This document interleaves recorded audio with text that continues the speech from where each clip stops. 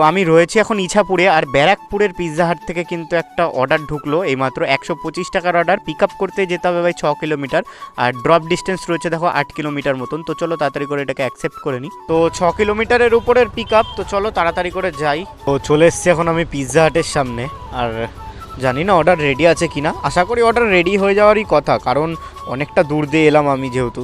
তো হ্যাঁ ভাই, অর্ডার রেডি আছে, গিয়ে তাড়াতাড়ি করে নিয়ে আসি অর্ডারটাকে। 8095। তো চলো ভাই, অর্ডার পিক আপ করে নিয়েছি এখান থেকে।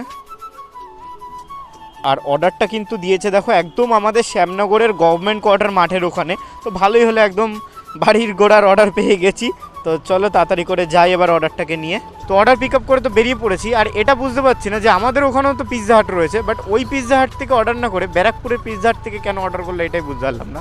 যাই হোক, যা করেছে ভালোই করেছে, আমার তো রিটার্ন অর্ডার হয়ে গেল আবার কি। তো চলে এসছি এখন আমি কাস্টমারের লোকেশানে না। তো অর্ডার কমপ্লিট হয়ে গেছে, আর এটার জন্য পেলাম আমি 130 টাকা।